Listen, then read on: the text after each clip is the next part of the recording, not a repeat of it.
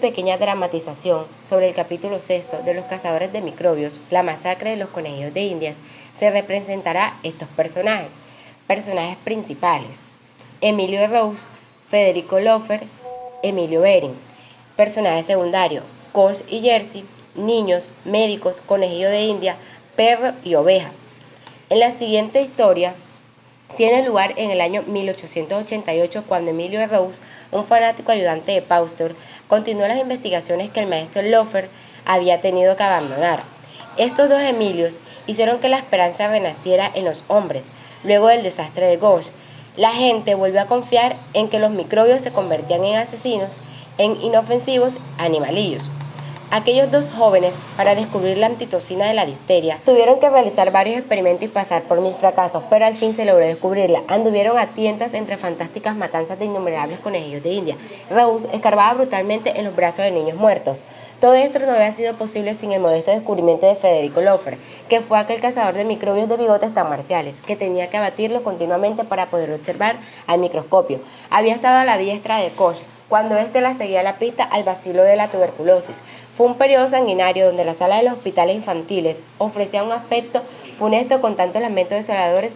Los ataques de los espasmódicos anunciaban la asfixia de los niños, donde las blancas almohadas enmarcaban ciertas caritas violáceas bajo la presión estrangulante de una mano desconocida. Los médicos atravesaban estas salas tratando de ocultar su desesperación tras una máscara de optimismo, caminando de cama en cama, imponentes, intentando una y otra vez devolver la respiración a un niño, introduciéndole un tubo en la tráquea, obstruidas por las membranas. De cada 10 camas, 5 enviaban a sus oponentes del depósito de cadáveres. Abajo, en uno de estos depósitos, Federico Loeffler se afanaba hirviendo espátulas, calentando a rojos vivos hilos de platino para extraer la materia gris de las gargantas mudas de aquellos cuerpecitos a los que los médicos no pudieron conservar la vida. Ponía esta materia de delgados tubos de cristal tapados con algodón o bien la coloraba para observarla al microscopio. Descubrieron curiosos bacilos en forma de masa, microbios en los que el colorante descataba puntos y fajas o blandas. Estos bacilos aparecieron en todas las gargantas y se apresuró a mostrárselo a su maestro. Es evidente que Koch llevó a la mano de Loeffler este descubrimiento. Esto llevó a Federico a preparar un cultivo puro e inocularlo a los animales, donde se trataba de averiguar si estos contraían la enfermedad exactamente igual a la difteria humana. Entonces, Loeffler examinó uno tras uno a los niños muertos, hurgó en todos los rincones de aquellos cuerpecitos, vino contenarse de preparaciones de todos los órganos, intentó y pronto lo consiguió desarrollar aquellos bacilos en estado de pureza. Pero en ninguna parte de los cuerpos que examinó encontró aquellos microbios, solo aparecían las gargantas obstruidas por las membranas. ¿Cómo es posible que unos cuantos microbios que solo se desarrollan en la garganta, sin moverse de allí, sean capaces de matar a un niño con tanta rapidez? Y así inyectó los microbios procedentes de los cultivos puros en la tráquea de unos cuantos conejos y debajo de la piel de varios conejillos de India, y todos murieron en 2 o 3 días como los niños, o tal vez con mayor rapidez. Pero ¿cómo explicar que estos bacilos arrinconados en una pequeña parte del cuerpo sean capaces de acabar con un animal 1.000.000 de veces mayor que ellos mismos?, preguntaba Loeffler. Jamás ha existido un investigador más concienzudo que Loeffler, ni con menos imaginación que al acelerarse o estropearse su precisión casi automática, tanto así era su objetividad, que puso las contras al final de su escrito. Casi podemos oírlo murmurar mientras escribía: este microbio puede ser el causante, aunque en algunos niños muertos de difteria no lo ha llegado. Pero al final de su trabajo dio la clave a los más imaginativos, Rose y Bering, que le sucedieron. Qué hombre tan extraño fue Loeffler, aparentemente incapaz de tomar la iniciativa, predijo lo que otros habían de descubrir. Estos microbios se congregan en una pequeña parte de tejido muerto en la garganta de los niños y se esconden en un punto debajo de la piel de los conejillos de Indias. Jamás se reproducen por millones y sin embargo matan. ¿Cómo? Deben producir algún veneno, destilar una toxina que infiltra hasta un órgano vital. Hay que descubrir esta toxina en los órganos de los niños muertos y en los cadáveres de los conejillos de Indias y en el caldo de cultivo donde también se desarrollan. El hombre que descubra este veneno probará lo que yo no he conseguido demostrar. Tal vez fue la visión de Loeffler heredó a Rose. Rose y Jersey fueron al hospital de niños y hallaron al mismo bacilo mencionado por Loeffler. Lo cultivaron en matraces y empezaron por hacer lo que era corriente: inyectar grandes cantidades de caldo de cultivo, innumerables pájaros y caprudedos destinados a morir sin la satisfacción de que eran mártires, lo cual comprobaron que Loeffler decía el caldo de cultivo difterico paralizaba a los conejos.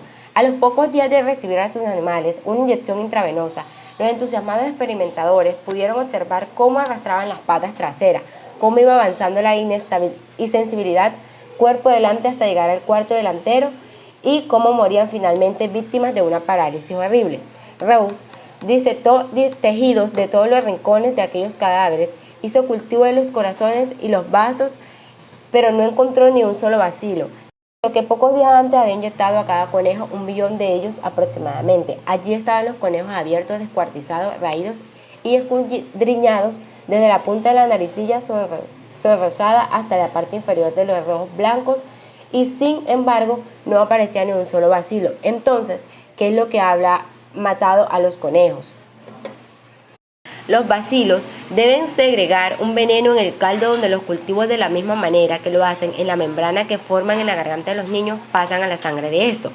Reuss dejó de moverse entonces en un círculo vicioso y se puso a investigar, a trabajar materialmente. Tomó unos cuantos matraces de gran tamaño en los que puso caldo esterilizado y sembró cultivos puros de bacilos diftericos, colocándolos después en la estufa de cultivo. Con ojos chispeantes, hace graves daños y lleno de entusiasmo contempló como unas cuantas gotas daban cuenta de conejos, asesinaban ovejas y tumbaban perros de gran tamaño. Jugueteó con el fluido fatal, lo destacó, intentó estudiar su composición química, pero fracasó. Consiguió no obstante preparar un extracto muy concentrado y después se entregó en grandes cálculos 1 onza de aquel producto, pero resultaba capaz de matar 600.000 conejos de India o 65.000 perros de gran tamaño, y los cuerpos de los conejillos que habían recibido 600.000 habas, parte de onza de toxina pura. Los tejidos que integraban estos dos cuerpos presentaban el mismo aspecto lamentable que los de un niño muerto de difteria. Así fue como Reuss hizo que se cumpliera la profecía de Loeffler. Llegó a explicar cómo mata a los niños el microbio difterico, pero no encontró de manera de impedir sus fechorías, pero de ahí no pasó. Pero allá en Berlín se afanaba también otro Emilio Agustín Behring, que trabajaba en el laboratorio de Koch. Behring tenía 2 obsesiones científicas a la par de poéticas. Una, que la sangre es el más maravilloso de todos los humores que circulan por los seres vivos. Una savia extraordinariamente misteriosa, y la otra, idea extraña que no nueva, que debían existir productos químicos capaces de destruir en hombres y animales los microbios invasores sin causar daños a aquellos. Inoculaba conejillos de indias a montones, con cultivos virulentos de bacilos diftericos. Todos los animales enfermaron y a medida que se grababan los iba inyectando con diversos productos químicos. Ensayó costosas sales de oro, probó con la naftalina, tanteó más de 30 sustancias diferentes, suponiendo cándidamente que por qué estos productos mataban los microbios en un tubo de cristal sin perjudicar al tubo. También destruirían los bacilos de la difteria bajo la piel de un conejillo de indias sin causar el menor daño animal.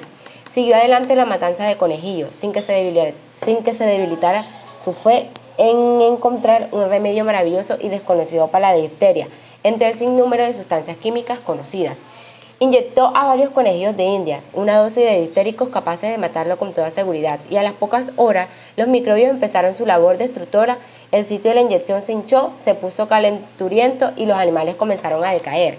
Después de las 6 horas de la primera inyección, le puso otra de tricloruro de yodo, pero al llegar Behring al laboratorio una mañana encontró en pie a los conejillos. Andaban vacilantes con él, pero insultó de su enfermedad, mientras que sus congéneres no sometidos a tratamiento habían sucumbido días antes. Los conejillos supervivientes desearían probablemente haber muerto porque el tricloruro, al mismo tiempo que los curaba, les causaba tremendas quemaduras en la piel, y los pobres animales hinchaban lastimeramente cuando se rozaban aquellas heridas dolorosas. Por esta razón, y con más o menos molestia para sus decadentes y curados conejillos de India, con una jeringuilla les extrajo un poco de sangre de la carótida y dejó de reposar en tubos hasta que por encima de los glóbulos rojos se preparó el suero transparente, el color pajizo. Con una pipeta diminuta extrajo el suero con todo cuidado y lo mezcló con una cierta cantidad de bacilos diftericos virulentos. Esperaba ver cómo los microbios se marchitaban, cómo morían, para observar el microscopio.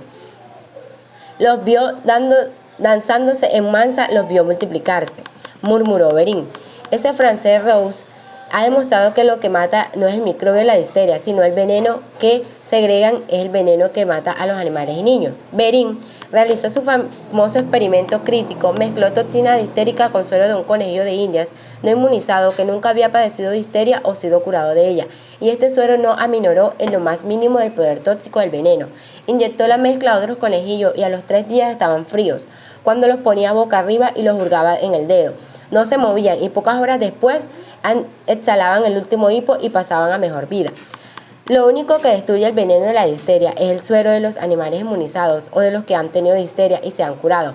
Solo ese suero es el que neutraliza la toxina de difterica, exclamó Berín. Empezó a inyectar bacilos diftericos, toxina difterica y tricloruro de yodo a conejos, ovejas y perros, con el propósito de convertir aquellos cuerpos vivos en fábrica de suero curativo, de suero destructor de toxina, de antitoxina, que tal fue el nombre con lo que la bautizó, y tuvo éxito después de todos aquellos holocaustos multinacionales y equivocaciones que fueron siempre el preludio indispensable de sus triunfos. Con todo cuidado, inyectó dosis mortales de bacilos diftéricos a un lote de conejillos de indias, que al siguiente día estaban ya enfermos y al siguiente día respiraban con dificultad. Berín separó la mitad del lote de animales moribundos y les inyectó una buena dosis de antitoxina procedente de ovejas inmunizadas. El efecto fue milagroso. Pocos días después, casi todos los animales, pero no todos, empezaron a respirar con más facilidad y a las 24 horas, al ser puestos boca arriba, se levantaban con presteza y quedaban en pie. El mundo alimentaba las mayores esperanzas, seguros ya de que podía salvarse a los niños. Entre tanto, Berín preparaba su suero para llevar a cabo el primer ensayo decisivo en algún niño a punto de morir de difteria. Escribió su informe clásico explicando cómo era capaz de curar animales condenados a muerte segura inyectándole una sustancia nueva, increíble, fabricada en sus propios cuerpos por sus congéneres a riesgo de morir en ellos mismos. Hacia el final del año 1891, en la noche de Navidad, un niño en estado desesperado gritaba y pataleaba débilmente al sentir en su tierna piel el pinchazo de la primera inyección de toxina antitérica. Los resultados parecían milagrosos. Unos cuantos niños murieron. El hijo de un médico famoso de Berlín falleció misteriosamente unos minutos después de la inyección de suero, y con este motivo hubo un gran revuelo. Pero no obstante, las grandes fábricas alemanas se encargaron después de preparar antitoxina, empleando rebaños de ovejas. A los 3 años habían sido inyectados 20.000 niños. La toxina antitérica es un éxito. Creía firmemente y de antemano que la antitoxina salvaría a los niños de las guerras de la difterica. Berín olvidó de las gárgaras y se afanó yendo y viniendo de las cuadras al laboratorio, llevando grandes frascos punzudos y aseteando los cuellos de los pacientes caballos. Precisamente entonces, en opinión de Rose, una raza de bacilos diftéricos muy virulentos se estaba infiltrando en las casas de París. En el hospital de niños, 50 de cada 100 de estos, o al menos así contaba en la estadística, eran conducidos al depósito de cadáveres con las caritas cárdenas. En el hospital Trousse sabía a 60% la porción de niños que morían, pero no está claro que los médicos tuvieran la segunda, que toda la mortalidad fuese debida a la difteria. El 1 de febrero de 1894, Rose, el de toras, se estrechó cara de halcón y gorro negro. Entraba en la sala de histéricos del hospital de niños llevando fracasos de su suero en varino y milagroso.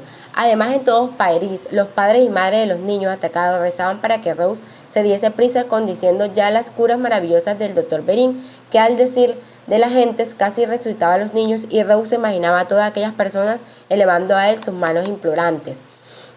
Rose miró a los médicos imponentes y después a las caritas de dolor plomizo, a las manitas que agarraban convulsivamente las sábanas de las camas y a los cuerpos que se retorcían para conseguir un poco de aire. Era un dilema horrible. Si no salimos de la duda, haciendo el experimento con estos niños, el mundo puede caer en la creencia de que dispone de un remedio perfecto para la difteria. Los bacteriólogos cesaron de buscar otros y en años venideros podrán morirse miles de niños que podían haberse salvado de haberse continuado una investigación científica tenaz. Y sin embargo, de cada 100 niños tratados con el suero de Rose, morían 26 a pesar de su poder maravilloso. Recordemos, empero, que era un momento sensacional y que Rose y el Congreso de Budapest no se habían reunido para ponerse al servicio de la verdad, sino para discutir, para planear y para celebrar la salvación de tanta vida.